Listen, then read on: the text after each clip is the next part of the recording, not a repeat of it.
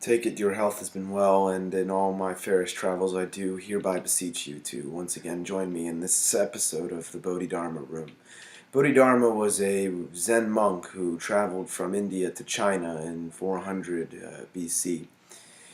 He sat in a cave for 100 some years before a worthy disciple, entered his presence. The disciple chopped off his arm and presented himself as such a willing student to learn the mysteries and profundity of the gateless gate, the formless form, the wordless word, and speechless speech, the tongueless tongue, the eyeless eye, the noseless nose, and that which has absolutely nothing to speak for itself, no creed or caste or religion or philosophy even.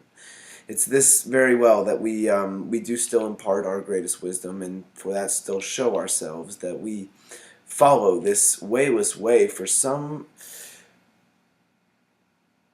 it is a chore, and for others, a joy.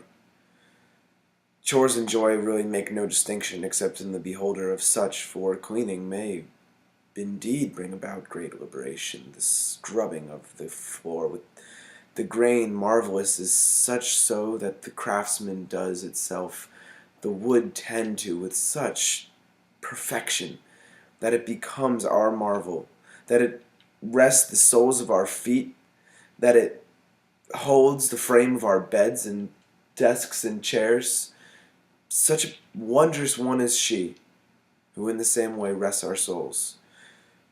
But I must contend with you that I know not of such a thing, for the immortality of the soul is as foreign to me as is to you the gateless gate and formless form, all to us aliens in this world, and passers-by who shall make no effort to understand, and neither do I want to. So,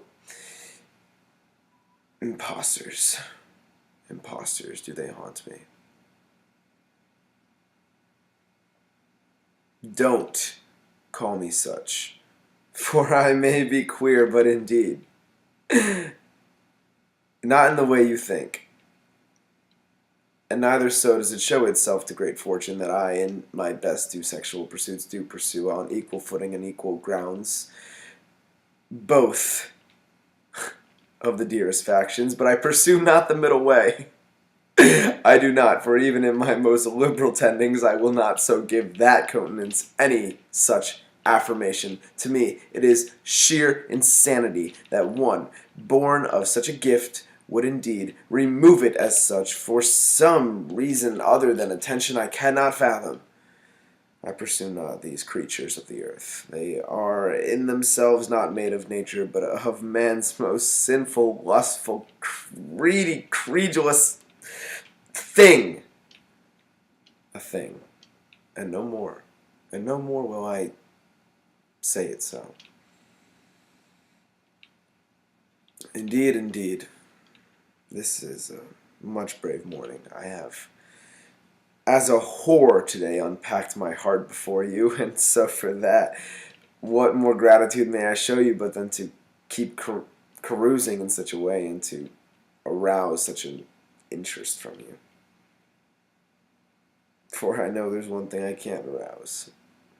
I have not the mirth, nor the gifts, nor the fame, nor the looks, but look upon it, and how needlessly it sits. A message not to thine own or to myself, really. Madness is rightly called so, without an object on which to lay itself. But I am not mad wholly. I am mad in the presence of my companions, and in the presence of my dearest love. No, you have not asked about her, but let me so season your ears and tell you so. She's as bad as I, a lover of Pinot Noir, works at a crystal shop, saves those that look the most fortuitous and auspicious in a back corner where she steals over them. She holds them like an ape an apple, mouthing them touching them, caressing them, keeping them close to her heart, and by that rare occurrence, sometimes even imparting them with me after 1 or 2 bottles of this heaven's nectar. She keeps them. She holds them. She dreams of them. And I, as her lover of own flesh, dream of her, and therefore I dream of them. They are composed of the most beautiful matter you have ever seen. Gem-like, I cannot say how, but most precious, most deceiving.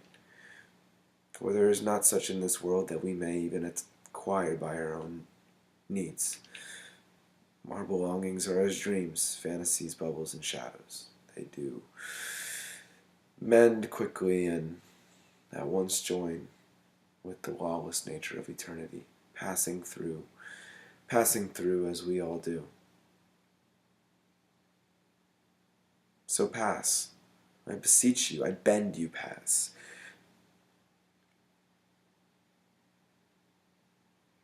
Not so.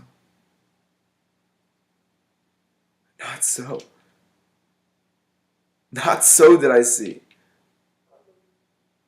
Soft. The dog barks, the cock crews, and the god of day awakens. Miserable souls today do make merry with themselves in their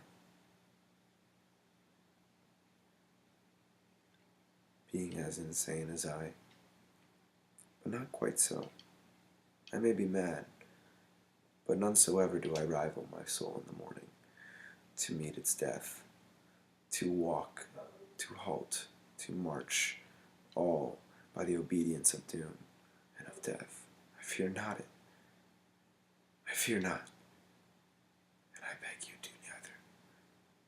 Do me know this injustice, that you shall, in all your greatest fortune and misery both, for misery does follow fortune, fortune misery, I must tell you. Pick one. Thus liberate yourself. For myself I pick the misery. Fortune have what it may, it does me no good. The clock has struck. I make haste. Fare thee well.